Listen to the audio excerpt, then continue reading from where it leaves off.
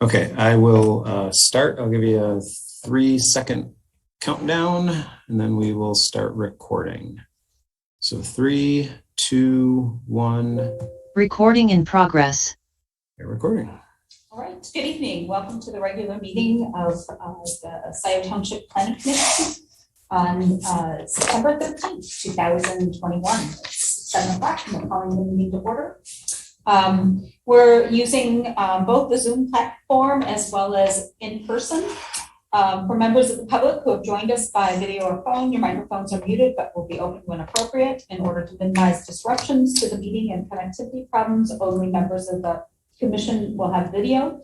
Applicants and staff who have video access but have been asked to turn off their cameras until called upon. At that time, they can use the share screen capabilities if appropriate.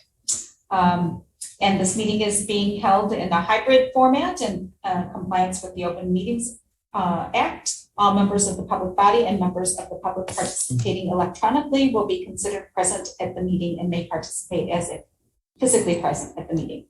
And if all the commission members would just, who are joining us virtually, would identify where you're joining us from, the county, municipality, and state. And there will be an opportunity for the public to speak during our public comment portion, and there'll be instructions at that time. So, Secretary Chang, will you do a roll call, please? Yes, Commissioner Holland. Present. Commissioner Moore. Present. Scioto Township, Washtenaw County, Michigan. Commissioner Sharma. Present. Scioto Township, Washtenaw County, Michigan.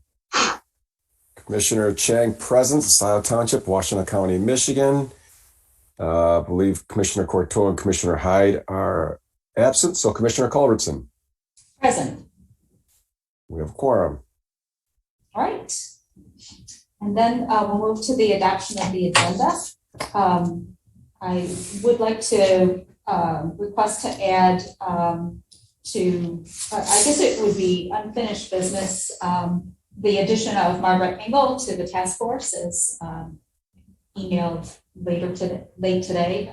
Her letter and resume were lost inadvertently, and we had her attend the most recent meeting, and she's become a relatively active member of the task force. So any other additions or changes to the agenda?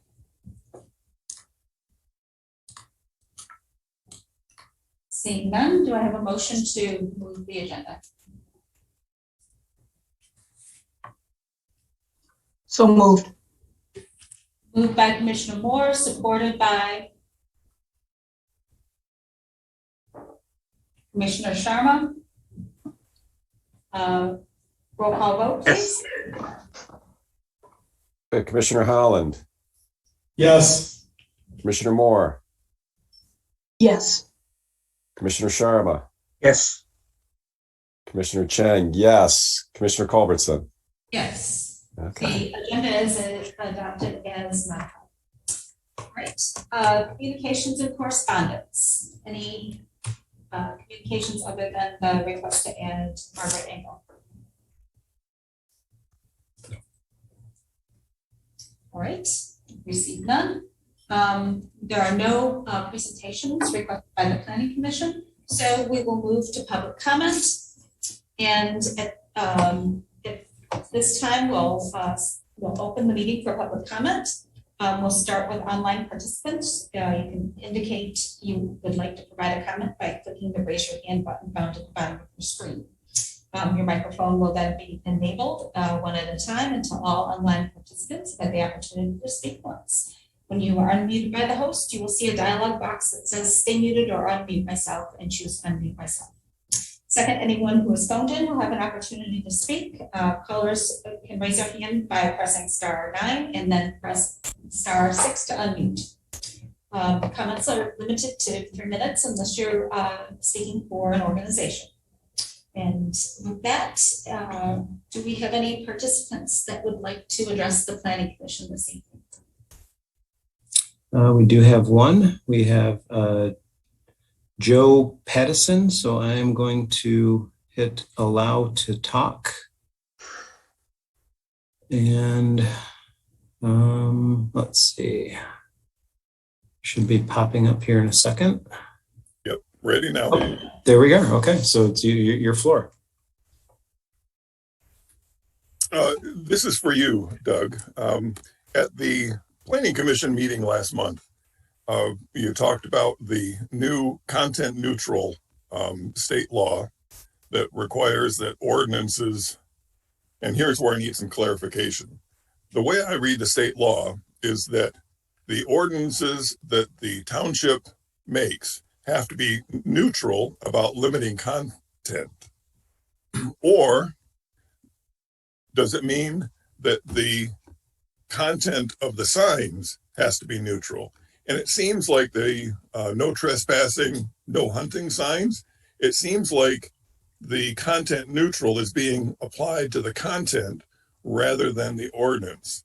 And so I'm a little confused as to which version of content neutral you're applying. So I'm sorry for the confusing way I put that, but I hope that that helps. Thank you. That's it. Thank you very much. Anyone else that would like to address the planning commission?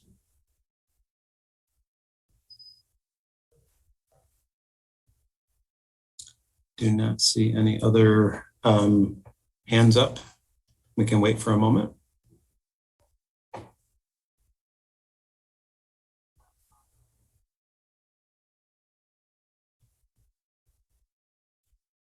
Any other indications? There are no other hands up. All right, then I'll entertain a motion to close public comment. I move that we close public comment. Moved by Commissioner Holland, support by Commissioner Moore. Any other discussion? Roll call vote, please. Commissioner Holland, Yes. Commissioner Moore, Yes. Commissioner Sharma, Yes. Commissioner Chang, yes. Commissioner Culbertson. Yes. Okay, closed. Okay, public comment is closed at 7:07. And we'll move on. We have no advertised public hearings. I would like to announce that we will be having a joint Planning Commission BOT session to review a public, well, we'll have a public hearing and we'll be reviewing the final draft of the master plan, and that will be 9/27 at 6 in the evening, and that'll be prior to a regular planning commission meeting. All right, so we're moving on to unfinished business, sign ordinance, and we have an updated draft, and perhaps I think Commissioner Shamar, you were not present at the last meeting, but so why don't you just frame a little bit about the update and the purpose, and that could address the public comment as well. Sure. That would be good. Thank you. Yeah, so the township is proposing a sign ordinance revision to address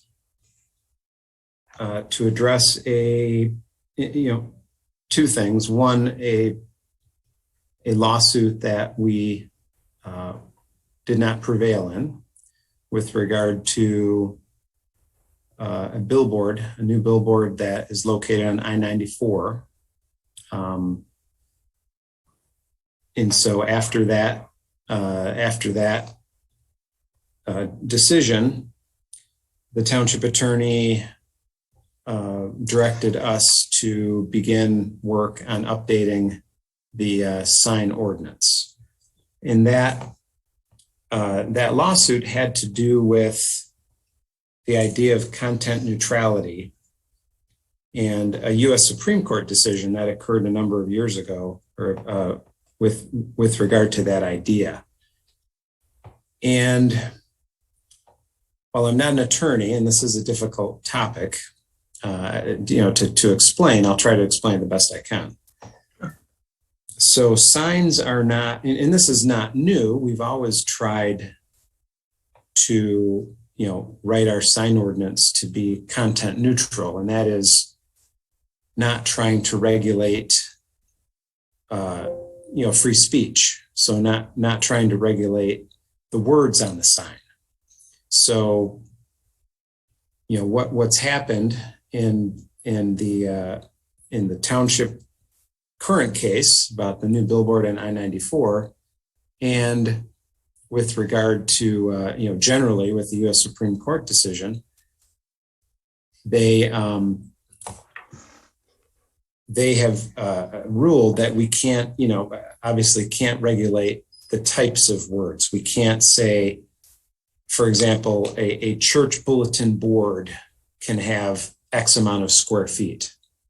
We can say a non-residential land use can have X amount of square feet, but we can't differentiate between the types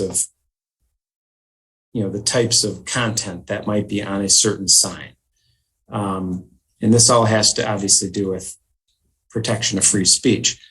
So wherever we found parts of the current ordinance that we believed were not content neutral, so that specified a certain sign that you could only tell by reading the sign. That's really what I've been told, that how you determine this. So content neutrality, if you can tell a certain sign is a certain kind of sign by reading it, and only by reading it, then it's probably not content neutral. For example, you couldn't tell a church bulletin board was a church bulletin board unless you knew, it was advertising something for the church. So that's not content neutrality. So we went through and tried to amend this. Actually, Dick Carlisle from my office took the first cut at this. This was also reviewed by Township Attorney Jim Fink and the attorney that assisted the township on the lawsuit. So this ordinance, the version that was provided to the Planning Commission and offered to the public in August, I think it was August 9th that our public hearing had been reviewed at that time by two municipal attorneys. And they were generally okay, they were okay with it. They made some changes which were reflected in the version that the Planning Commission received. So at the public hearing, we received some comments from the public. Most of them occurred after the public hearing. Actually, I don't think we had many, if any, actual comments during the public hearing part of that. But we had gotten some comments after the public hearing, and those comments, along with the comments of the Planning Commission on the night of August 9th, as well as my additional kind of combing through word by word of this document, we made some additional changes. All of the changes that we've made in this document were spoken about in general terms at the public hearing. We've just put a little more, added a little more text in some cases and deleted some text in other cases. So the other thing that I would like, Rakesh and others to know is that with regard to business signs, so folks that own businesses in the township, we didn't make any changes to the square footage of a sign. So businesses have the same square footage, except in one circumstance, which I'm going to talk about in a moment, which we actually granted more signage. But we didn't change the height of signs. We didn't change the area of signs. We didn't change the setback of signs. So the business owners who have businesses on Jackson or other places within the township, this has not impacted them. So it's not as if we've cut the sign height from 15 feet to 6 feet. It's still 15 feet. It's not as if we've changed the size of wall signs. Those are consistent with what the current ordinance says. It's not that we've changed the size of freestanding signs. That has stayed the same. So we've tried to modernize the ordinance a little bit and tried to take out the content where it was clear that we were regulating on what the words say in the ordinance, where we tried to be as neutral as possible. We tried to, just provide certain kinds of signs area, location, height. In certain zoning districts, we can do that. We can regulate height, area, location. What we can't regulate is the words. And so that's where we get into sometimes this difficult position of trying to write a content neutral ordinance when it's a sign ordinance. And of course, all signs are, we're talking about content and language. So that therein lies the trick. So that's a little background on what we tried to do here. This was kind of directed to us by the township attorneys after a lawsuit was brought to the township. So to kind of keep going, I'll just keep going if that's okay. Rakesh, do you have any questions just regarding the background? No, the only question I have is, what exactly was the lawsuit about? If it's okay to discuss that. Well, it's been settled, and that resulted in the new billboard on I-94. They believed that because the billboard referenced off-site and on-site, that their attorney argued that because we referenced the term off-site sign, that the only way you could tell if it was an off-site sign was reading the content of the sign. And so that made it, according to their attorney, that made it a non-neutral sign, because the only way you could tell if it was on-site or off-site, because there was no business on-site, you'd have to read the words on the sign, and then therefore it was not content neutral, because we use the term off-site sign and on-site sign. So that was, there's more that I am probably butchering this decision, but generally speaking, that was the issue. And they successfully argued that. And so that was the issue.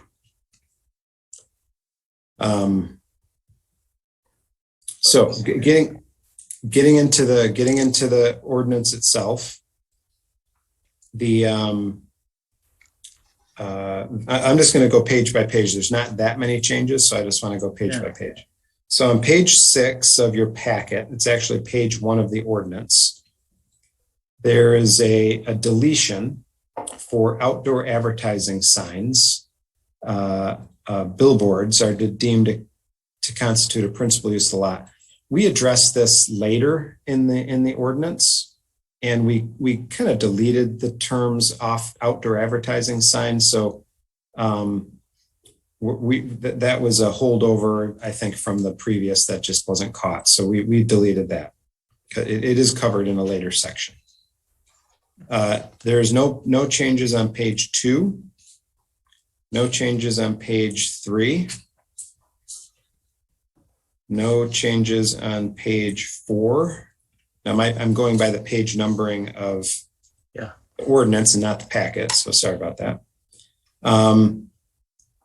Page 5 of the ordinance, page 10 of your packet, we added 2 new sections on that page, and that's section D and section E.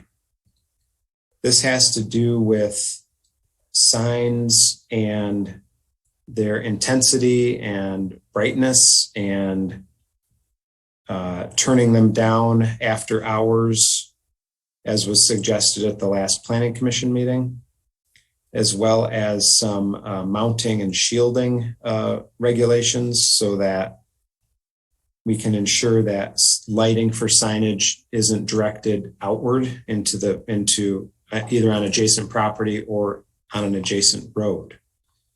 So what we've done here is, so signs after hours, I'll just read this, is so in an effort to reduce glare created by signs in the evening, after businesses are closed, signs shall be turned off 30 minutes after the closing and may be turned on 30 minutes before opening.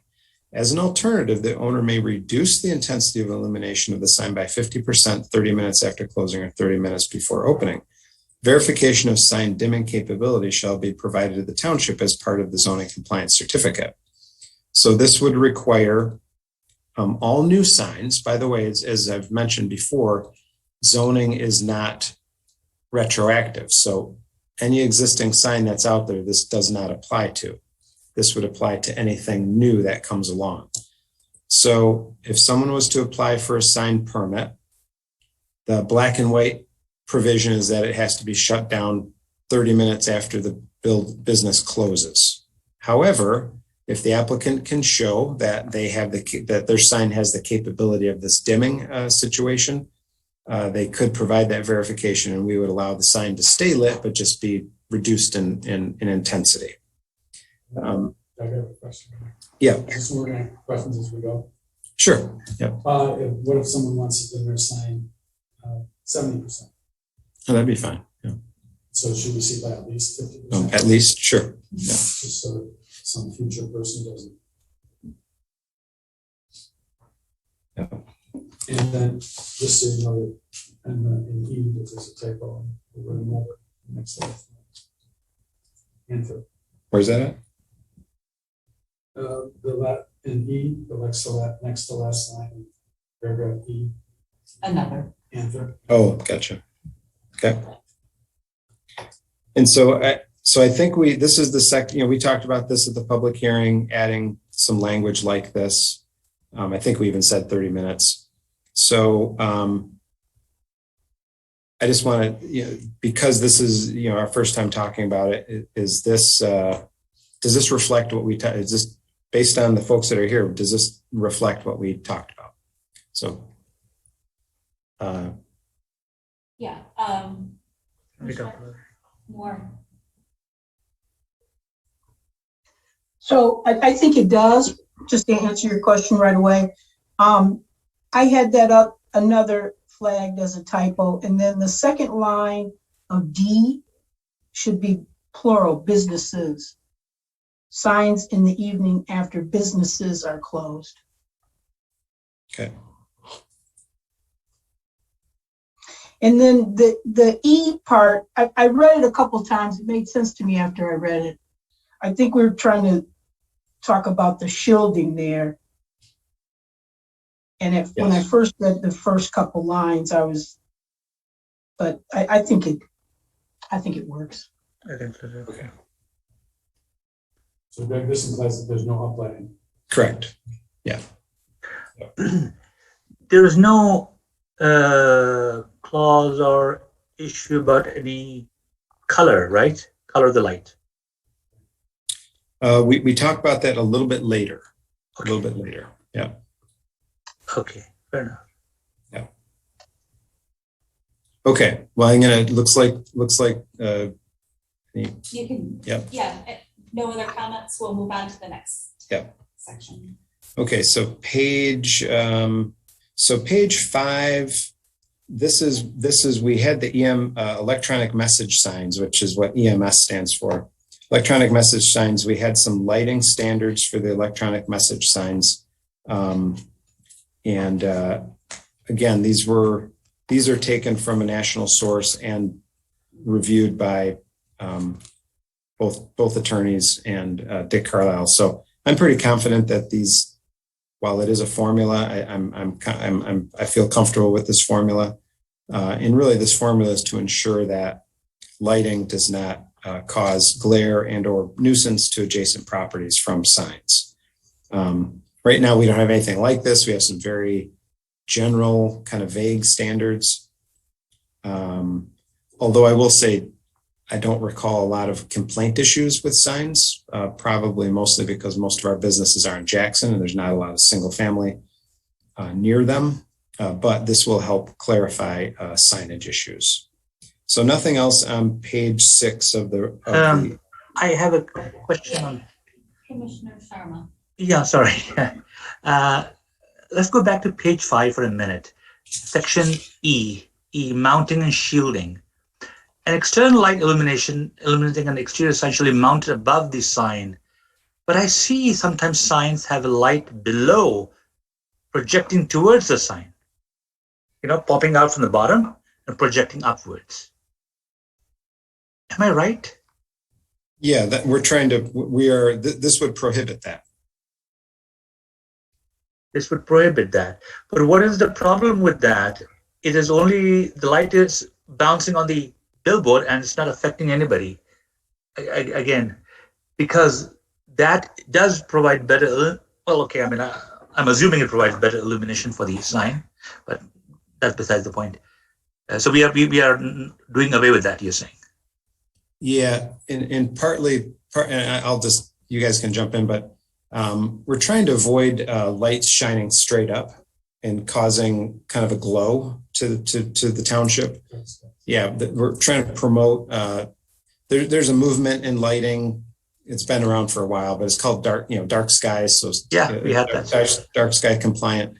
And so this is another step towards trying to meet that standard. Perfect. Okay, good. Yeah, we had the presentation some time ago. Yep. Thank you. Okay. All right. So go on to. Yep. So Doug, I have a question on this. I think it's on that stage, but as far as lighting, you refer to ambient light levels. So, and that's not a change. But does that mean it's okay to have like a progressively dimming sign as darkness progresses? In other words, you want your sign to be brighter than the daytime as it gets darker. When it's really dark on non-moonlit night, you may want to maybe turn way down, but lower and lower. So if they do progressives. I don't know why not. I think it's our benefit that people who do that. Yeah. Okay. Okay, page 6, moving on. No changes I from. have a question. I know we've been through it already, but so if I have a building that's flat roof and a parapet 10 feet tall, or let's say it's 14 feet tall, so it's okay for the sign to be higher than the building? No, because I think there's a section here that indicates wall signs can't extend above the edge of the wall.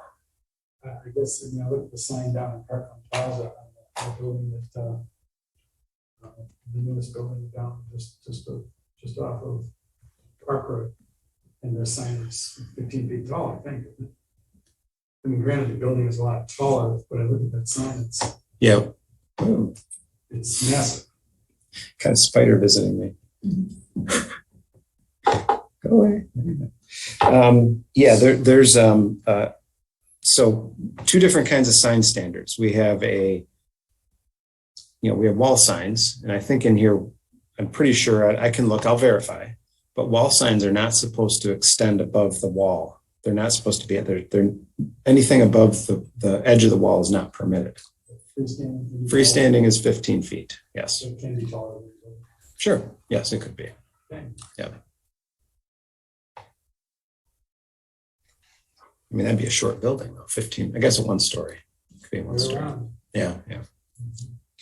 So yeah, and this is the standard we've had for as long as I can remember. 15 foot tall freestanding signs. Yep.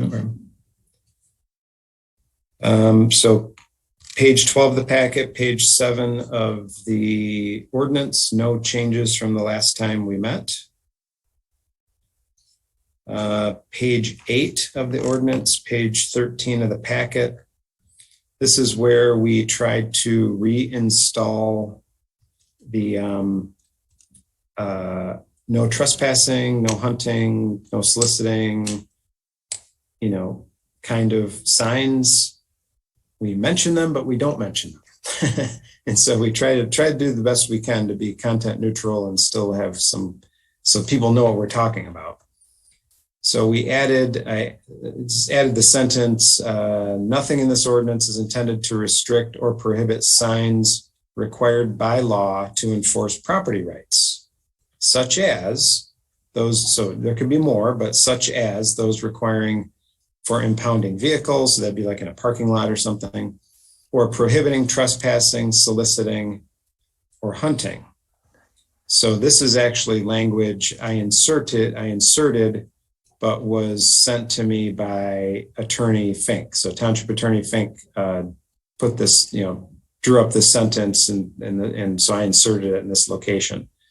So I think this addresses, according to the attorney, and from someone who would be enforcing the ordinance, this seems to address the issue with no trespassing and things like that. Certainly was not our intention to ever prohibit those signs.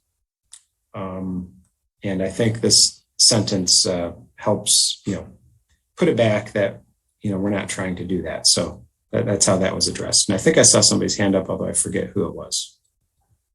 We have, Commissioner Moore. Yeah, I think that language does fit well. I wonder if I could ask you a question about G at the bottom of that page. Yes. Okay. So G1, there's a sign, a stop sign, like a regular red stop sign that's been put into this tree a long time ago. The tree has even grown over the stop sign. That subsection in G1 would prevent that from, I don't know who put that there. I don't know if Scioto Township put it there or was there when I moved here 14 years ago. So, but I was just reading about the signs that imitate official traffic signs. That would be, let's say the government didn't put it there. Let's say Scioto Township didn't put it on that tree. This particular language would prevent that stop sign from being on that tree. Am I reading Yes. that correctly? Correct. Yep.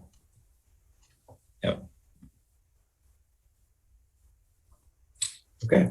And let me ask you this, and if the residents wanted a stop sign there, they would need to go through the township to make that happen. Is that correct? Actually, they would have to go through the road commission. The road commission, okay. Yeah, the road commission is, Unless it's a private road.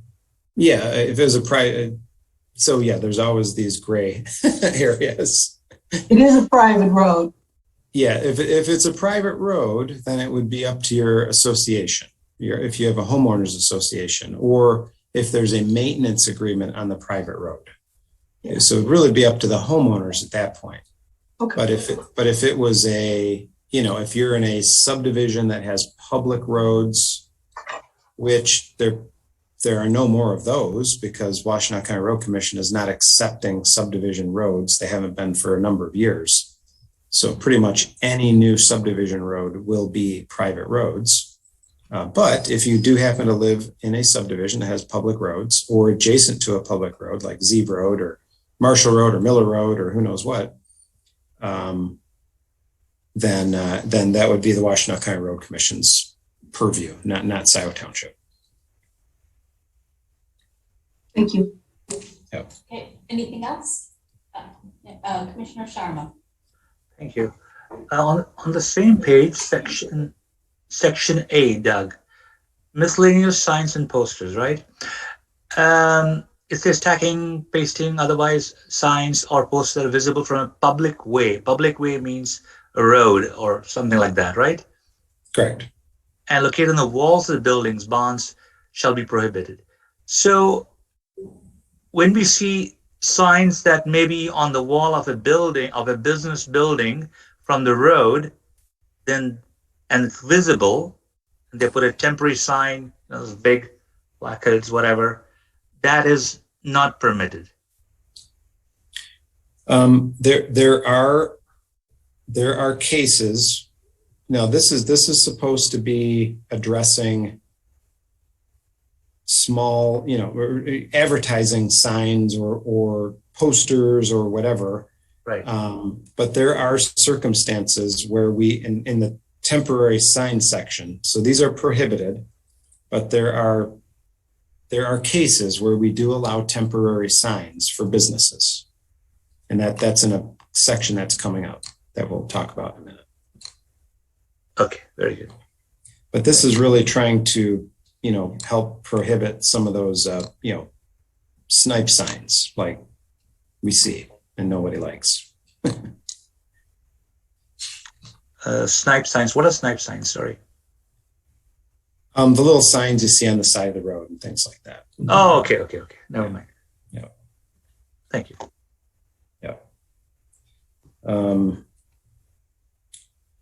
Okay, so moving along, page 9 of the ordinance, page 14 of your packet. There was some redundancy here on section 36-370. The first part, I deleted one sign not to exceed 12 square feet in area. This used to be, since we were trying to be content neutral, we took out some of the content, but then it made this sentence not relate to anything.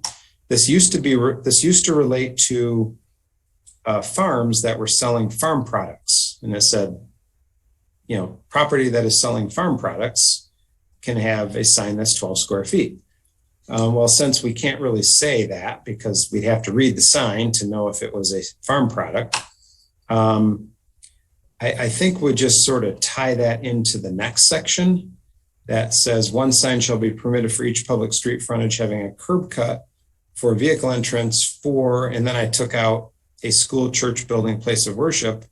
So it's for an authorized non-residential land use. And so they get 18 square feet. So actually they're going to get a little more square footage. It was 12 for farm products or farm stands, but to kind of make, try to remove the content of this section of the ordinance, I just took out the 12 square foot. If someone who's selling produce on the side of the road wants 18 square feet, they can have 18 square feet. It's not a whole lot. It's almost imperceptible. I don't know. You'd be able to tell the difference between a 12 and 18 square foot sign. But so in this case, we eliminated the content by simply saying an authorized non-residential land use. So that could be schools, that could be churches, that could be daycare centers, or it could be a farm stand. So any of those things that are permitted in the district can have 18 square feet. So that's why that was changed. The next section that we made changes to is on new letter C on page 9, towards the bottom of page 9 of the ordinance, indicating that one sign shall be permitted for each public street frontage for an authorized residential land use. So I was just talking about non-residential land uses in the recreation, conservation, or agricultural districts. Now we're talking about residential uses. So these would be things like subdivision signs. So now we do mention it. There is it's almost impossible to eliminate all the content within an ordinance. We try to do the best we can. But in this case, it's a residential land use. And I talked to a couple of people about this, and they think it's okay to leave the word subdivision, multifamily, building development, or mobile home park, and we'd be limiting that to 18 square feet. And again, this is the current standard. We allow an 18 square foot sign for new subdivisions. So we're kind of doing the best we can to remove the content by still trying to identify what type of sign it is. The deletion you see there after that section, one additional sign may be placed on each public street frontage of a rental residential development, provided that such sign shall not exceed 3 square feet in area, as incorporated in the identification freestanding. I read that. I don't, as a lot of you know, I've been working with the township for many years. I don't know of any development that's ever used that language. I even have a hard time understanding what that language is. It's been in the ordinance forever. It's not necessarily content based, but since we're looking at the ordinance, I'm suggesting we just remove it. So it's just something that's never been used. Page 9, at the bottom of the page, section C, paragraph C. No, just the deletion, the strikeout that you see there. But I do have a question. C, where it should not be less than 15 feet instead of 5. along Jackson Boulevard, you may or may not be aware that there's quite often the back of sidewalk is already 19 feet behind the back curb. Would replace that sign 34 feet. Yeah, we've And not be a traffic requirement at 5 feet back because it's already Yeah. backs up. So that's the current setback, and most new businesses are meeting it. And the ones that aren't, we send for variances. So we could, I suppose we could, I know what you're saying, that the right of way expanded, took some front yard from folks. And, right, I mean, that's what you're saying, so. I guess what I'm saying is that when businesses put their signs out, there's always sign competition. And for instance, if my sign has to be back a lot further than the other sign is lost. Yeah. And in fairness, I'm just wondering if it's appropriate. You know, in other words, when you change it for new people, what's there, and so on. Well, this isn't changed though. That was just a typo. The 5 feet was a typo. It's always been 15 feet. Okay. Yeah, that's the standard. It's been 15 feet for 30 years or 20 years. Yeah. And I do want to say that the ZBA does look at the practicality of visibility when they come before the ZBA. And most of them look at long additional setback. Yeah, that 5, I'm sorry, that 5 was just a typo. It said 5:15. It made no sense. Anyway, it was a typo. So currently I read the That's good. That's good. We're yeah. good to keep going? Yeah, I don't see any other hands up. Okay, page 10 of the ordinance, 15 in the packet. Down number A2 on that page, I eliminated the word on-site. I think this was just an omission from when we reviewed this back at the public hearing. I did that in 2 locations, on the first line and the third line. I think that was one of the problem terms with this lawsuit. So it really doesn't help this section to say on-site. So I just removed it. That's really not an issue. And then moving down to section B1, this is for, this section deals with business center signage. So signs permitted for shopping center, office park, industrial park, or other integrated group of stores, commercial buildings, office buildings, that sort of thing.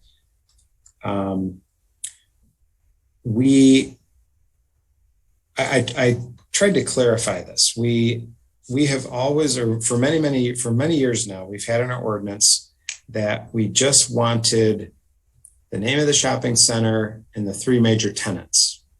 We're trying to get away from some of those old existing signs on Jackson that have, 15 nameplates, and you can't read, you can't read the nameplate unless you stop on Jackson. And so years ago, we changed the ordinance to say you can have a business center sign, freestanding business center sign that has the name of the shopping center and the 3 major tenants. Well, the problem with that language is that you have to read the sign and read the content on the sign to understand if the 3 major tenants are represented on the sign. So that was another content neutral issue. But I still wanted to maintain this idea of only 4, messages. That's the center name and then the major tenants. So I tried to address that by just saying each sign shall be permitted to display up to 4 messages, period. So a message is, a word, or it could be more than 1 word. And so I think that gets us out of the problem. Again, Jim Fink reviewed this. He didn't have any issue with that new language. But that's how I'm trying to keep the integrity of what we've been trying to do on Jackson Road. That's limit sign clutter. And try to get away from the content of the language. So I probably Is over-explained there another that. section that covers business parks? In other words, like Parkland Plaza, when the University of Michigan came to Parkland Plaza. They Yes. somehow got the Parkland Plaza business park sign torn down. Put up theirs with University of Michigan name placards still up to The- pacify people. Is that no longer? No, there's that's the next page. There's a park section. Yeah. So if there's no other questions, we'll go to the next page. So Doug, I just don't have a question. So that language, I looked at that language too, and I remembered what we were talking about. But the way that language is written as it stands now is that a message could be Parkland Plaza, welcome to all of you. Could be construed that way, and that would be okay. Yes, that Okay. that would be okay because they still have to maintain square footage. So they could put that message, whatever that message happens to be, they get 200 square feet, up to 200 square feet. So if they want to use their whole 200 square feet by saying whatever word, whatever that message is, then they can do that. So yes, they could, in theory, someone could do that. So and then they could say, in addition to, we want you to come by, and long as there's 4 messages. Yeah. And you would include in the 4 Parkland Plaza as one example. That would be Yes. one message. Okay. Yes. Yeah. Now this, I mean, in a way, this opens it up a little bit more for property owners because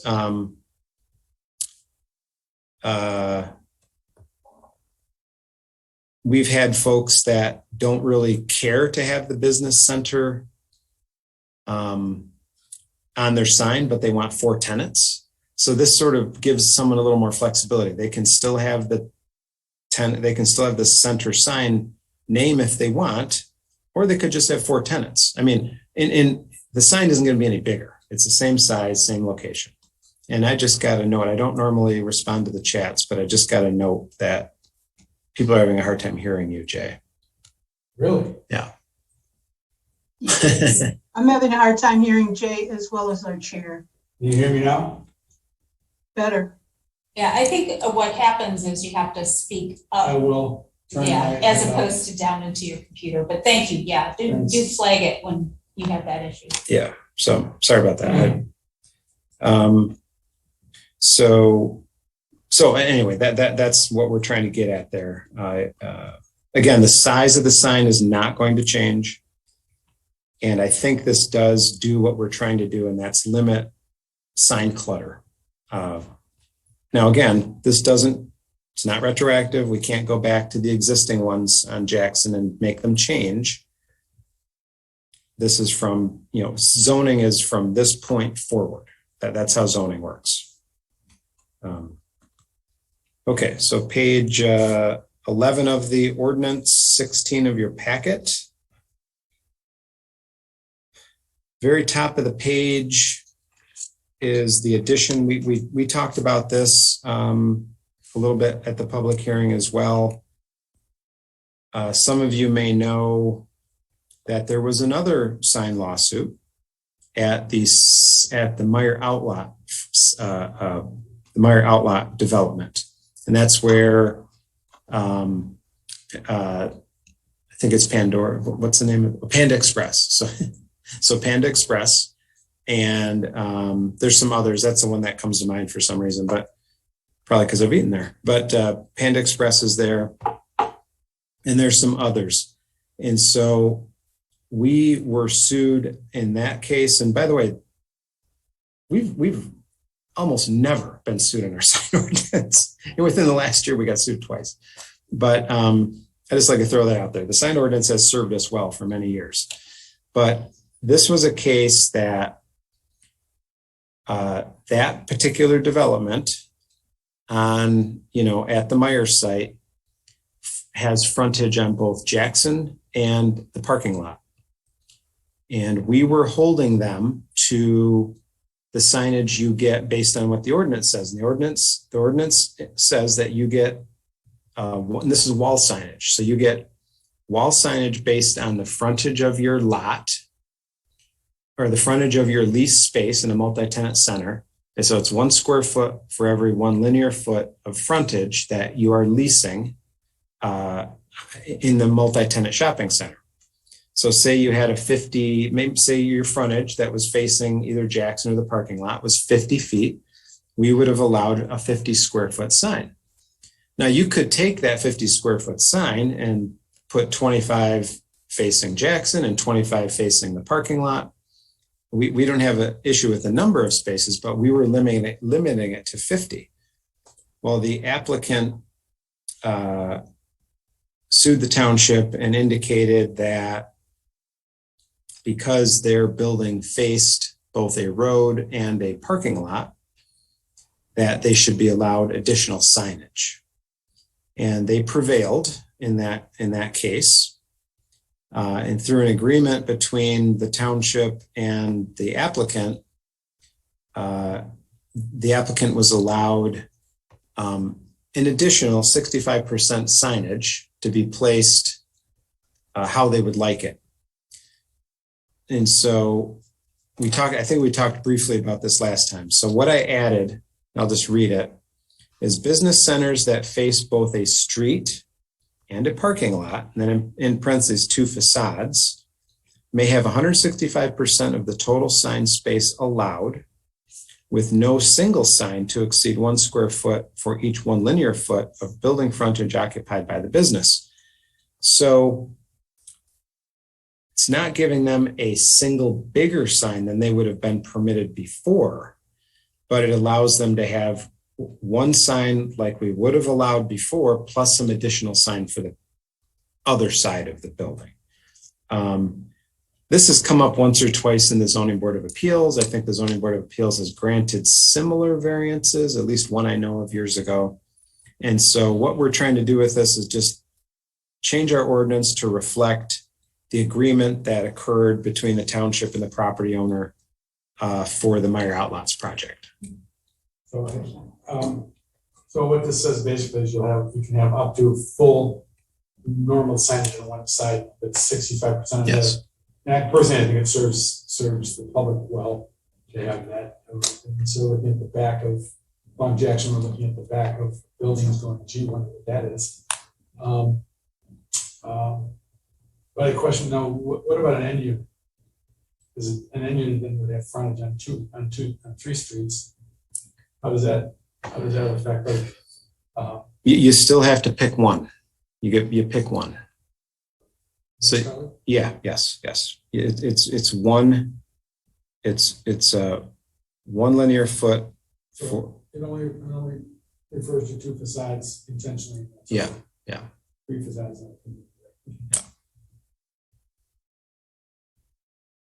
And frankly, if businesses will pick the largest. If they're a corner lot, or if their building is bigger facing one street than the front, they'll always pick the street frontage, which is fine. I've always let people do that. A question, what you were thinking, Commissioner Holland, though, might have been, do you want to say 2 facades or do you want to say 2 or more facades? So it's a little bit more inclusive, saying if you have 2 or more, you get 165%. Doug's saying pick 2. Okay. But Well- I'm saying that they might pick like that building in particular where it faces. Yeah. The building faces, the end would face the Meyer gas station. They may choose to put the signage on facing west then. instead of Yes. Meyer. They could. Yeah. So it could be some- All right, I see what you're saying. But it's a choice. Yes. Pick 2. And then here's the section I think that addresses your industrial park sign question. That's top of page 11, number 3, office industrial park. A freestanding sign may be installed at the entrance of an office and industrial park. I deleted that next section where it said each parcel in a park will be allowed 1 available space on a park sign. each space shall be no larger than 48 inches. You know, I don't, this has always been an odd part of the ordinance, this whole 48-inch thing. And so I just took that out, and you can have a 48 square foot park sign. And whatever you want to do with those 48 square feet is fine. I mean, really, that's the bottom line. I mean, this whole thing about one available space no larger than 8 inches by 48 inches. I mean, I don't know. I've never seen a sign like that, not that I remember, and it seems a little pointless. I don't think there's any in the township that do that. Doug, it's 4 feet wide and 12 feet high, but like that, I go back to that sign at on Parkland Plaza, that, as I recall, tower's 15 feet. Or it's 12, but it's a lot, and it's big. So for a whole industrial park, you get a smaller sign than you do for a freestanding building. Yes, you could. Yes. Yep. That not make sense to anybody, but it doesn't make sense to me. But Well, in an industrial park sign, you know, because the park is off the road, you're just trying to identify. It used to just say Parkland Plaza, right? And so I think that's what they're trying to get at. It's just an identification of a industrial park that's off the road. I mean, that has always been okay, I mean, I'll go with the it. idea. You know, to me, I see where you get the 15-foot high sign because you've got a big box, and you got, maybe 4 big boxes and you have one sign or whatever in that one parcel, true. Yes. And but then here you might have 25 businesses in a business park. And granted, we can't put a sign up for all of them, but that you have to down to a sign that's about a quarter the size. Yeah, and it's truly supposed to just be not, figure a business park is an industrial office park. Yes, there's going to be folks that are trying to find it, but it's not a retail business. It's just a sign trying to identify the park. Now, every one of those businesses in the industrial park can have their own business, can have their own freestanding sign. You still get your freestanding sign and all your wall signage. This is almost like a directional sign showing you here is the J. Holland Business Park, turn here. It's not necessarily meant to show every business that's in that park. I guess this all comes back to that 15-foot high sign. You go to plan communities, and everyone's sign is short. Yeah. It's just it has been for 25 years. But So you're sort of questioning that 15-foot height. I question the future. It just seems like it's out of scale. All right, why don't we But anyway, put that on a discussion after we get through those. So I would just say that I'm having a hard time hearing you, Jay, sorry. to follow what your concern is. I'm getting pieces of your words. Okay. Yeah, his concern is whether or not we should stay with a 15-foot height throughout the township for business signs, meaning that many other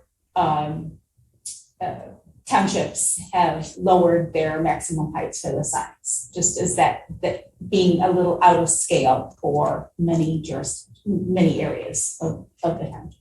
Is that some? More or less, I think that's, Doug, that's what it is. That's what it has been. Okay, I'm okay. I'm not going to chase businesses off because they can't get their sign.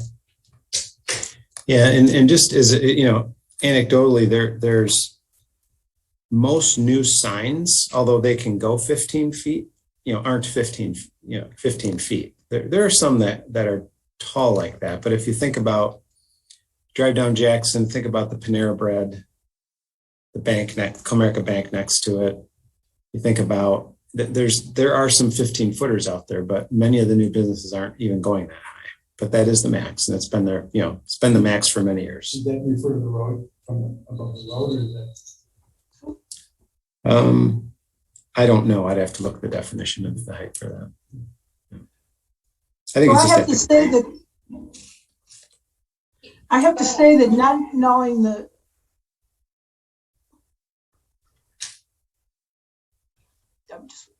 Yeah, Commissioner Moore, go ahead. thank you. I was just saying, when I read this earlier, I didn't think much of it until Commissioner Holland said something about it, but I'm wondering what's the idea behind increasing the square footage? So if it's a industrial park sign on the entrance, does that still remain 15 feet? No, it's small. No. Small. So yeah, so this one hasn't changed. So this is a office and industrial park. The sign, these signs are actually only allowed to be 6 feet above the height of the public road for an industrial park sign, not to exceed 48 square feet. So that's the maximum we would have allowed if you use that calculation of the, each space shall be no more than 8 inches by 48 inches. It's the same. It's 48 square feet. So I just changed it to 48 square feet instead of trying to break it down into 8 inches by 48 inches. Thank you. So Doug, so that sign for an industrial park, for instance, office park would be up to 29, up to maybe 30 feet back from the road. And as the topography goes up, it might only be 4 feet high. Depending on the right of way and the location. Yeah. That's typical.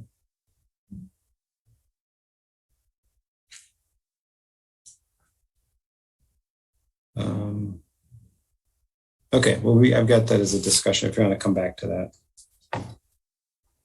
that. Same page 11.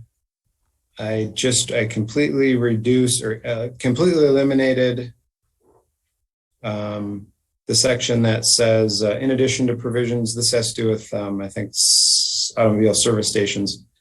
Subsections 1 and 2 of the section, an automobile service station may have one additional sign at each public street frontage having a driveway.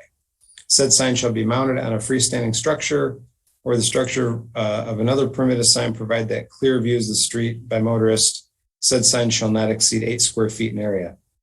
So this is a section that it's 8 square. I took this out for one thing because it refers specifically to service stations, which I don't think we can do to a certain degree, although we mention it very specifically in the next section.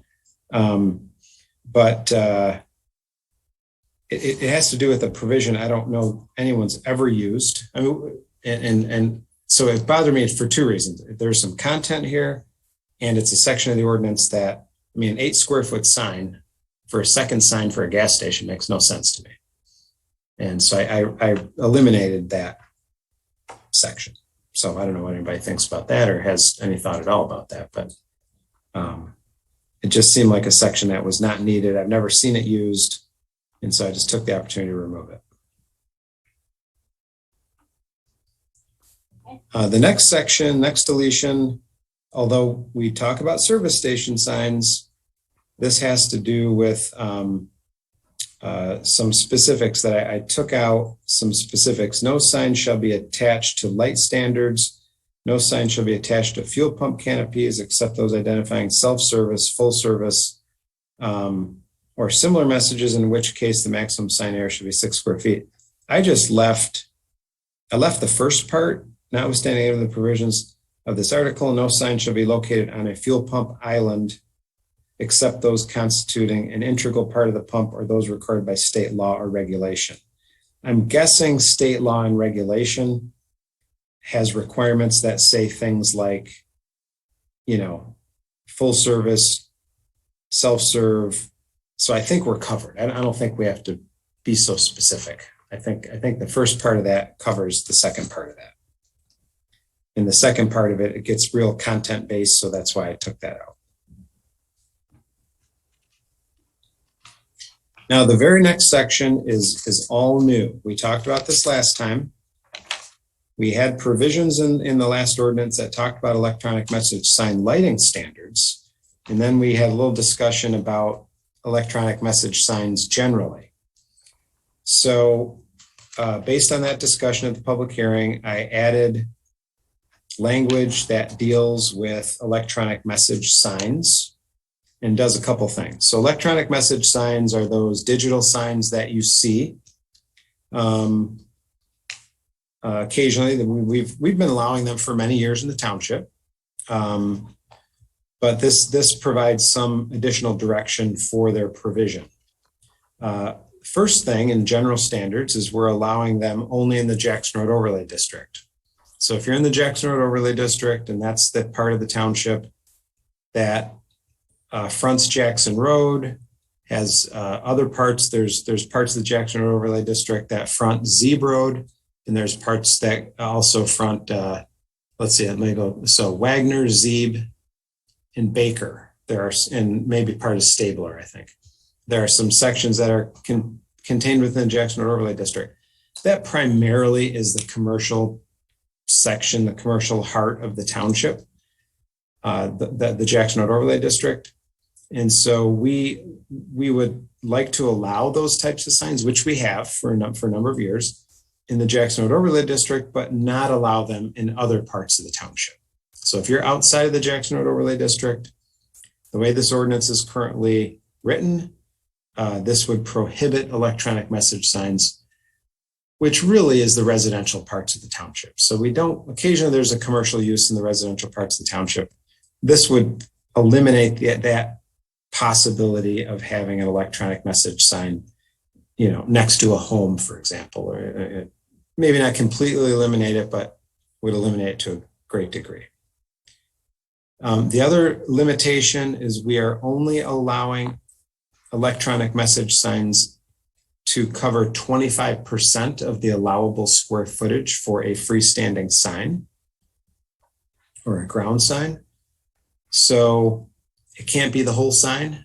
If you're allowed 100 square feet, 25 square feet of that 100 could be electronic message sign. So not the whole thing, just part of it. We have some other sections here that we've incorporated into this ordinance that we've used in other ordinances that have to do with some specifics. I can talk, you guys, if you have any questions, I'll try to answer any of these. But the other big issue here is that, a couple issues here, is that the electronic message sign cannot change in a shorter duration than 2 minutes. So it has to be the same message for at least 2 minutes.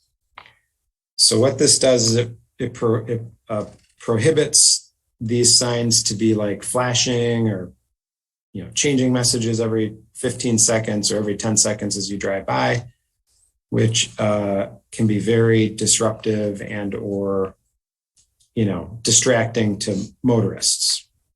So that's another big part that we don't now have is that 2 minutes. I've always just told folks that want these types of signs that it can't look like it's flashing, fluttering, writing, moving. And if it did, then I would generally talk to the manager of the store and tell them they couldn't do that. But this puts that into more formal terms and with that 2 minute per message display.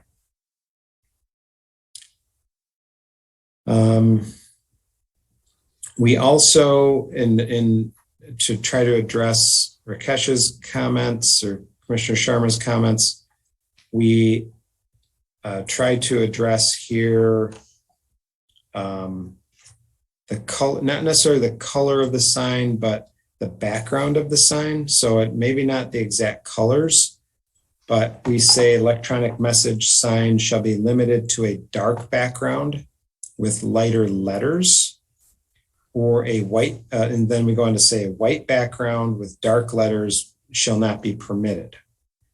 Now, I don't define, this is left slightly open for interpretation. But when I started, so I did think about this. And when I started to get into what are dark colors, is it, black, blue, dark blue. And this section started to get very complicated and very verbose. So I just left it simply. I think it'd be relatively simple to regulate if we just keep it simple the way I've written it. And if we could get more complicated here, but that's another feature here. Yes, Jay. If there's a large amount of light letters, and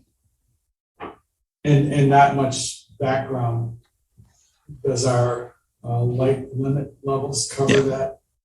So Yes. Yeah. Okay. Yeah. Yes. Commissioner Sharma, Got to unmute. unmute, please.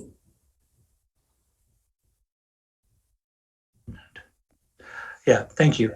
Yeah, the point number point number E that you just mentioned, dark background, lighter colors. That's a different thing from what I was alluding to. What I was referring to is the color of the light being shone on the sign, that being directed towards the sign. In other words, can I use a different color than white above the sign when we were talking about that particular section? The ordinance would not prohibit that. Okay, would not prohibit. So instead of white light, somebody wants to use green light to sprinkle across the board, but there's from above, of course, having all the other parameters in place, like the covering, then that is permitted, you're saying? Yes. Thank you.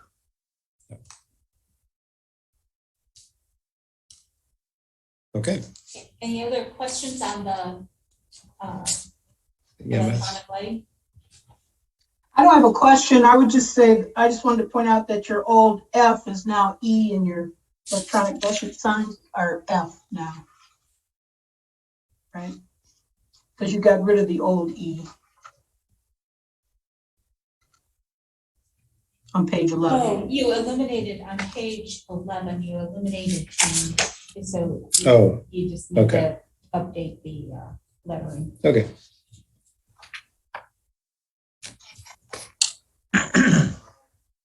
Okay, moving along. On page 13 of the ordinance, 18 of your packet, very bottom of the page, the section reads signs within the sign restriction overlay. And this has to do with billboards. So this is a billboard section. This is the section that caused us problems with the lawsuit. So we still want to try to regulate billboards, but we can't regulate them by saying they're on-site or off-site signs. So we're regulating them by having what we're calling an I-94 sign restriction overlay and only allowing billboards within the I-94 restriction overlay. So on the bottom of page 13 of the ordinance, we eliminated some terminology that used to read signs within the sign restriction overlay shall be permitted only on undeveloped and vacant unimproved lots. That's redundant because the very next section indicates that within the C3, I1, and I2 districts, they shall be considered the principal use of the lot. So you can't have more than one principal use. You can only have one principal use. If the sign's the principal use, then it's going to be on a vacant, unimproved lot. So I just took that. I thought it was redundant. And then on page 14, moving along, I deleted. Before you move along, Doug, it wasn't until you Moore and Sharma. Questions? I think that's an old, but yeah, go ahead. Okay. Yep, sorry, go ahead. Go ahead, Commissioner Moore, I'm sorry. No, I'm sorry. Now that you verbalize C3, I1 and I2 districts, I understand what they are. Would it be advisable to put in there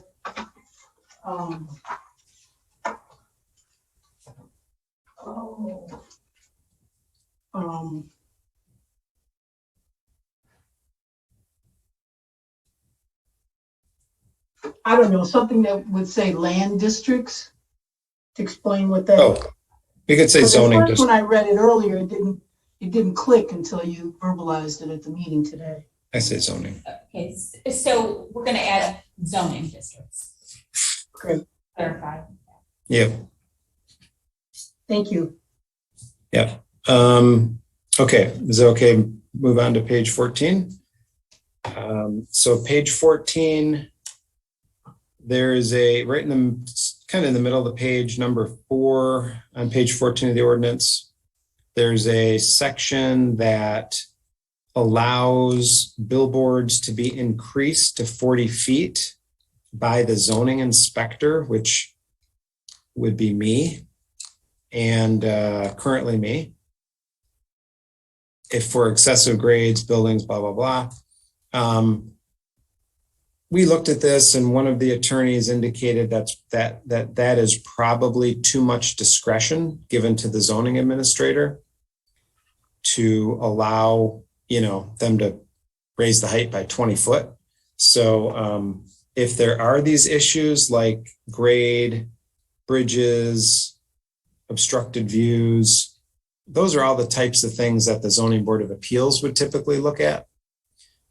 So an applicant, instead of, the zoning administrator having this authority to raise the sign 20 feet, which is pretty substantial height increase, which I agree after reading this, I don't really want that authority. So this would have to go to the Zoning Board of Appeals. So I think that's pretty clear, and I agreed with that comment. Okay, moving along to page 15 of the report. There's a couple of redundancies in number 1 and number 2. I deleted number 2 altogether, and then I see that 3 will become the new number 2. That didn't switch for some reason. So these are specific standards for temporary signs. We're in the temporary sign section now. And the temporary signs are the hardest signs to keep content neutral. But we tried. And so under B, so for new residential developments, used to say in single family and 2-family districts. And then the next one said multifamily districts, but they both allowed an 18 square foot sign. And so I just changed that to for new residential development. So that would include both single family and multifamily districts. You get an 18 square foot sign to advertise that there's a new subdivision here. This isn't your permanent sign that you place at the subdivision. This just says, lots for sale or who knows what.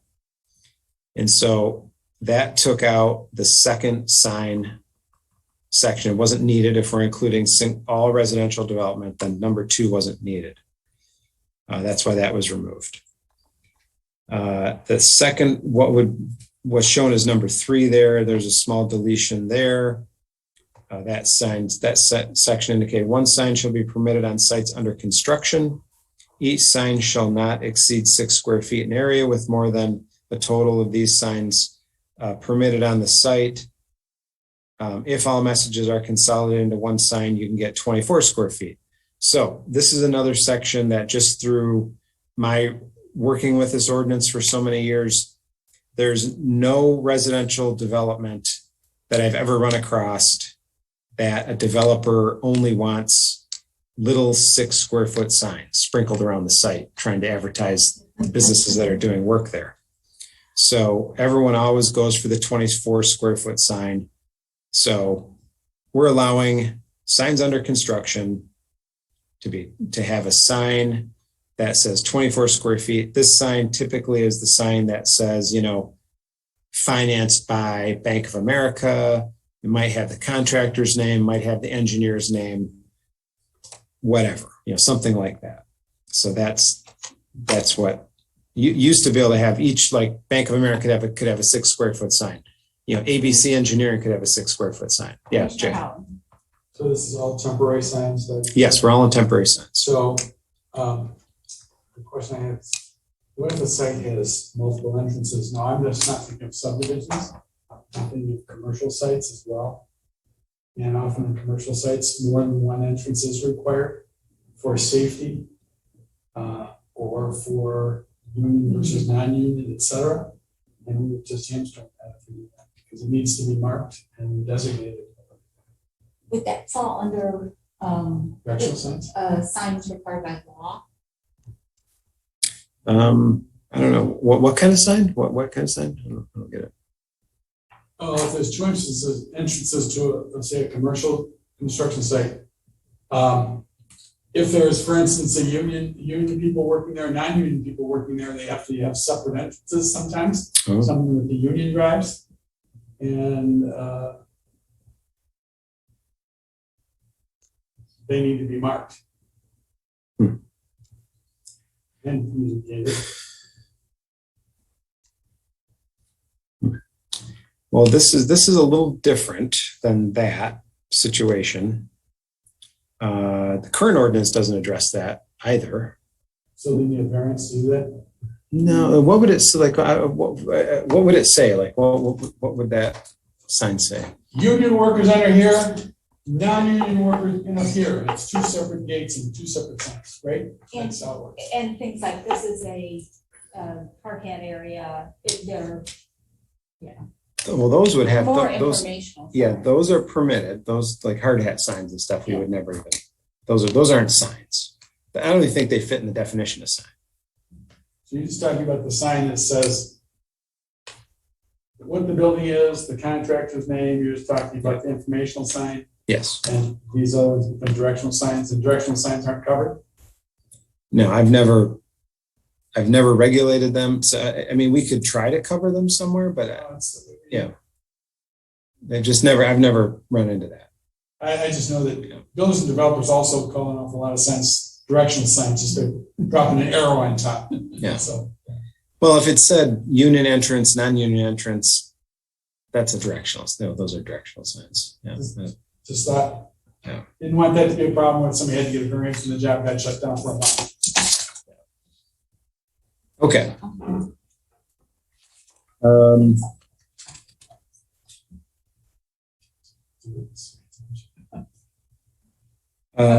Then we go to, I did another little deletion and addition. Temporary signs. Now it reads, for an event. Used to say for a public, charitable, education, religious, or social event, which that was a holdover from the old ordinance. For whatever reason, wasn't picked up by anyone, but after I read it, it seemed to me like that was very content-based. So I just changed it to read temporary signs for an event or function shall be permitted. Maximum sign area should not exceed 24 square feet. Sign shall be allowed up to 7 days prior to the event or function and 1 day after it's over. These temporary signs are allowed no more than 21 days in a calendar year. So this would allow, this really would allow any kind of temporary sign, particularly things like, well, like what I deleted, but I'm not specific, charitable, educational, religious, social, could be for a church event, could be for a school event, could be, advertising the school play or who knows what. So you could have this, it's the same sign, 24 square feet, but we just took out the specifics of educational, religious, charitable, that sort of thing. And that would apply to like garage sales? That could apply to garage sales as well. Yes. Yeah. That's where I was also thinking that this would just blanket cover a garage sale. So you can do them prior to the, up to 24 square feet. I doubt many people have a 24 square foot garage sale sign, but they could. You could have it up 7 days prior, 1 day after it has to be removed. You can only do it 21 days in a calendar year. So that gives you, you in theory, if you followed the maximums, you could have 3 garage sales in a year. But it would not allow you to have a temporary or a garage sale sign that was up all year round. You do have to take it down at some point. A question though, but below it says, it talks about residential districts having a smaller square footage for their temporary signs, right? So those would be smaller and 7. And Are we talking these Page bedroom socials 15, here? Is that what yeah. we're talking about? Mhm. But those are 7 is for lease and for sale. No, where are you at? oh, so it says sale, lease, or rent of that Yeah. particular thing. Okay, Yeah. sorry. And then number 6, I deleted number 6. I just don't, that may be just a casualty of taking out content. I couldn't figure out what that was even referring to. And it was redundant to some other sections. So that was actually new language that ended up in the ordinance. And, writing ordinances is tricky. And that somehow just became this disembodied requirement that I think can be removed. It's not hurting anything. In fact, it's not in the current ordinance, so I just removed it. And then I don't think there are many other changes here. In fact, there are no other changes. We have the next section is non-conforming signs, permits, and then the removal of signs. That's all existing. And then the definitions did not change from the last time you saw those at the public hearing. There was no changes to definitions. So that's it. Those are the changes. And turn it back over to you, Jan. So any other, we had, do we wanted to talk about that 15-foot height? Does anyone else? Commissioner Holland, I know some of them are 8 feet, they're 8 foot, 10 foot, different jurisdictions. I appreciate Doug's judgment on things like this, so I just thought I'd bring it up in case someone else was in. I thought I'd bring it up in case someone else was interested, but I think Doug has a pretty good handle on what's going on. Okay, any other questions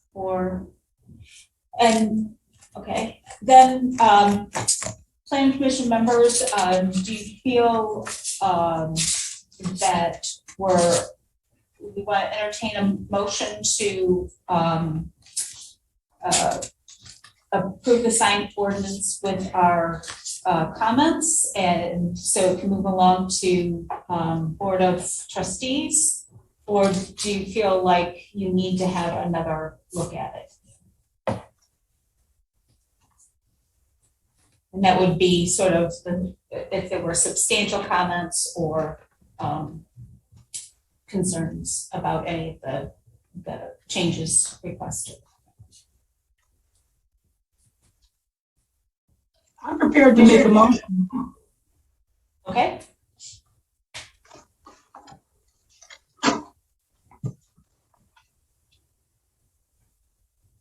Did you want to make a motion? Sure, okay. I move that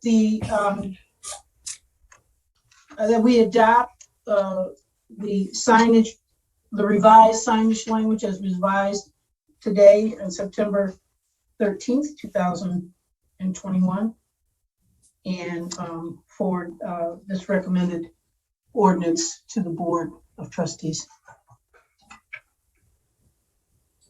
Recommend approval, okay? And is there support on that motion? Does that support Commissioner Sharma?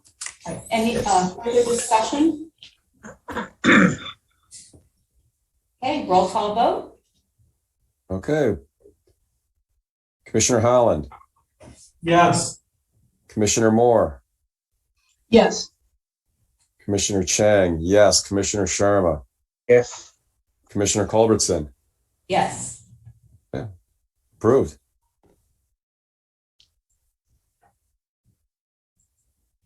Great. Okay. Then the next is an added agenda item to approve appointment of Margaret Engel to the sustainability, environmental sustainability task force. And I did email folks her letter of intent and or interest and her resume.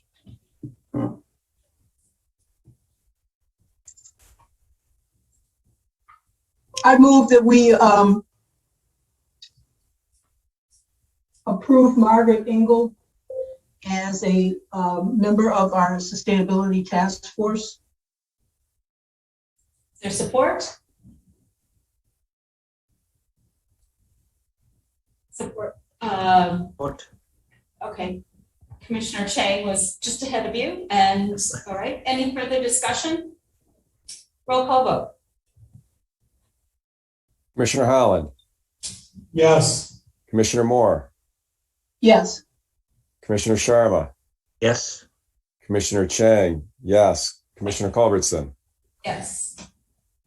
Okay, approved. All right. We have no new business, so we're down to reports of commission activity. We don't have our engineering consultant here. Mr. Lalonde, do you want to give us a little update on when we can expect that master plan? Yep, master plan draft should be available tomorrow. So there's a joint meeting on, what's the date again? What's the date? 27th, I think it's 2 weeks from today. Okay, 2 weeks from today, there is a joint meeting, the 27th of September, joint meeting between the Planning Commission and the Township Board. And while the master plan is very much like the version that went out for public comment to our adjacent neighbors, we tried to incorporate those comments from the adjacent neighbors that we received from both Dexter and Lodi Township, as well as some of the other comments that we have received from the public during that time and from planning commissioners, as well as some formatting issues, formatting things to make the document read a little easier and a little nicer. So that full revised master plan with all of, I believe incorporating all of the changes that were asked should be available tomorrow. I'm hoping after 2:00.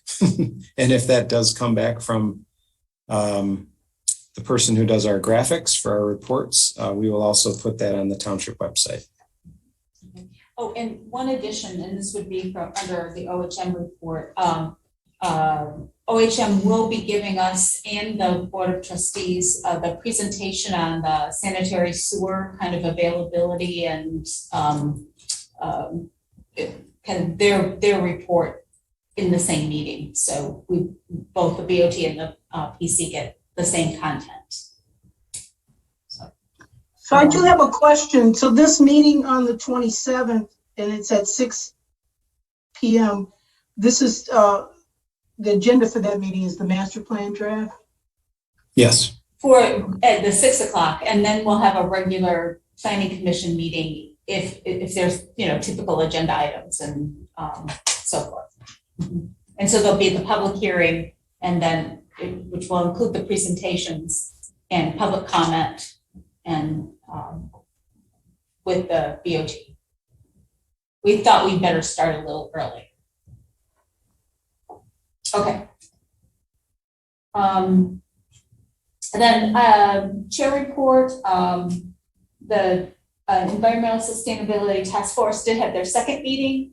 And we also broke up into working groups. So the main task force will be meeting on the first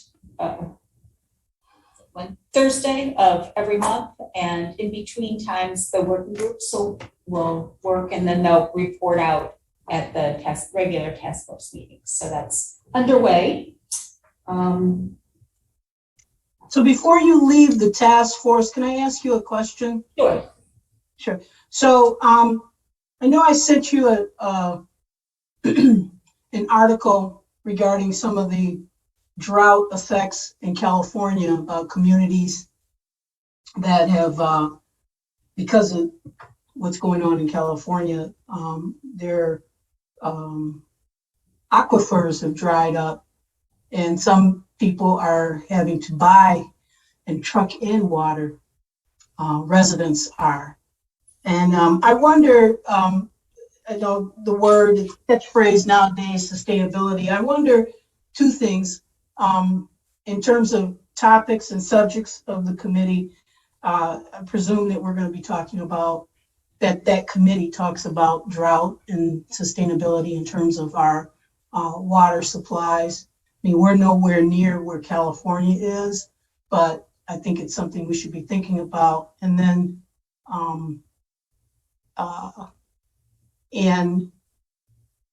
and planning for. And I wonder, is that something that the sustainability task forces will be dealing with? Yeah, the four groups are energy and buildings, natural ecosystems and sustainable food systems, transportation, mobility, and then climate resilience and emergency preparedness. And in addition to that, there is a climate vulnerability kind of assessment that was done that is in the Google Drive that is available for folks to look at too. And where is that at? There is a, I think it's supposed to be public. I'll check the website because there's a Google Drive that we're working on that is available to anyone to view. And so people can go in it and take a look at what the meeting minutes are, and the research that the interns did over the summer. So I will check and make sure that Google Drive is. So of those topics that you just mentioned, I think eco sustainability, I'm not sure what the title was, is that where water is going to be considered? That would be part of it, but it's really the resilience piece, what are the climate projections, the climate changes that are projected for this area, and what sort of community resilience do we need to prepare for? So it's in kind of two different places. Thank you. Any other questions? No BOT report. Zoning board has not met. DDA? DDA met today. We discussed the road commission has requested financing from DDA for some culverts at Parkland Plaza. So there was a big discussion on that. And where the funds should come from. And that was resolved. Holmes Brewery, which is down in Jackson, their production facility is on Jackson Plaza. They have purchased the building, they have been received a grant. They purchased they purchased the property between their production facility and Session Room, which is on Jackson Road, and have petitioned the state for a brownfield cleanup. And DDA is overseeing that with a consultant and DDA because that's how the funds flow. So there's a lot of discussion on that. The committee was formed to work on the DDA master plan, as well as look at extending the DDA.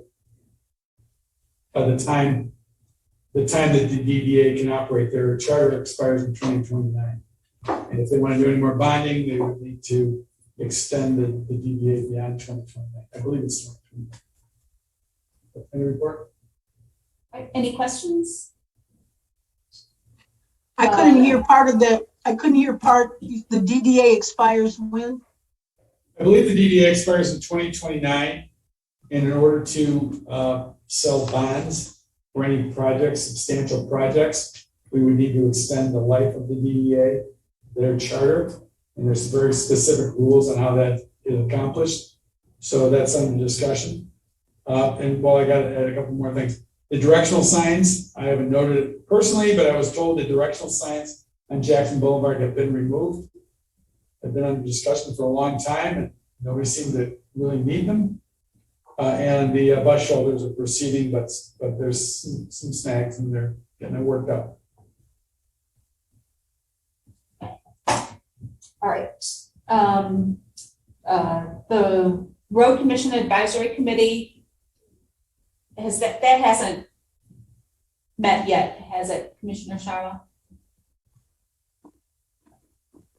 No, No report. they have not met, and I have not received anything from Will either. I intend to reach out to him again to see where things are. ZOA has not met. No report, Parks and Rec. TAP. TAP met last Wednesday. We welcomed a new committee member. Welcome to Steve Kearns. And we had extensive discussions on some future, how to get public participation in the township to look at future paths. And then Huron River Watershed Council, no report. Okay. Moving on to Commissioner Culberson, we did get a written report from Commissioner Coteau regarding the DDA, the Board of Trustees and the LPC. Oh, okay. I'm sorry. Should you read it into the record? Should you read it into The record? Yeah. Will you read it into the record for us? Sure. This was emailed to the Planning Commission this evening. Dear Planning Commission members, the Board of Trustees approved two recent Planning Commission recommendations: the proposed drive-through on North Z for Panera and the conditional use application for a dental office at the site of the former Big Boy restaurant. The Board of Trustees is looking forward to reviewing the master plan at the joint meeting with the Planning Commission on September 27th. The LPC has not met since the last PC meeting, but will be meeting on Thursday, September 16th at 3 p.m. Agenda and Zoom link will be available online by Tuesday. LPC, together with the PRAB, hosted the third in a series of Saturdays at Scioto Preserves hikes this past weekend. There were 17 participants. The next hike will be on Saturday, October 30th at 10 a.m. at the Sloan Preserve on Baker Road. Thank you very much. I did not check my emails, so I missed that. the Okay. So a correction on, we did have a BOT report and a LPC. Thank you. All right, minutes. We have two draft minutes. We have the minutes of our August 9th meeting and our August 23rd meeting, and they are in the packet.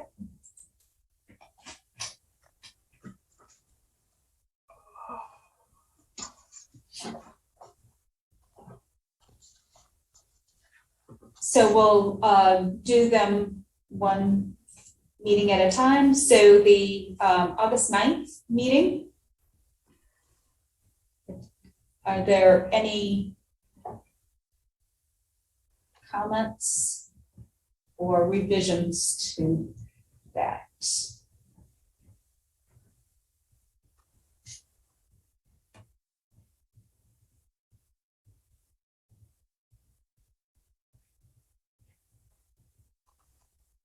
Okay, seeing none, I'll entertain a motion.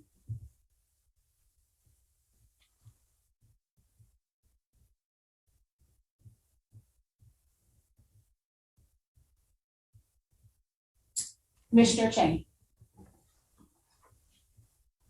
You're moving Yep. to adopt the minutes as submitted? Correct. Second. Support from Commissioner Holland. Roll call vote. Commissioner Holland, Yes. Commissioner Moore, Yes. Commissioner Sharma, Yes. Commissioner Chang, yes, Commissioner Culbertson. Yes. Okay, approved. Okay, moving to the 8:23 minutes.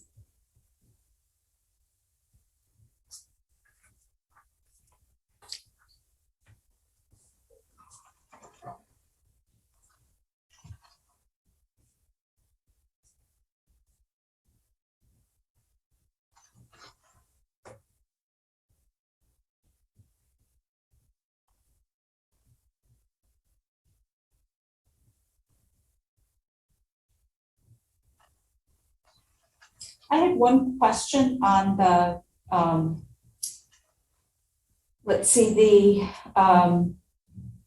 conditions for the operation of the EWF. And that was on number 5, it said the hours of operation will be from 7:30 to 6:30 Monday through Friday only. Was the intent that we're restricting the hours of operation of the inside or just the hours of operation of the truck docks? Because my recollection was it was the truck docks. Yes, Commissioner Chang. That's exactly what I was going to state, Commissioner Culbertson. It was for the truck docks. That's my memory as well. So I would say that we should add the hours of operation at the truck docks.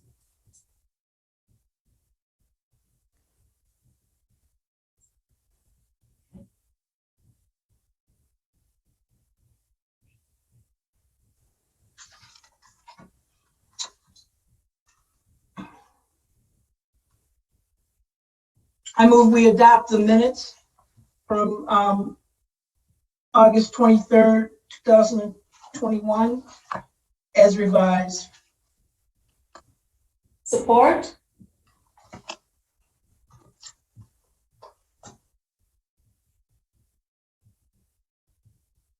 Commissioner Chang. So moved by Commissioner Moore and supported by Commissioner Chang for approval of the 8:23 minutes as revised.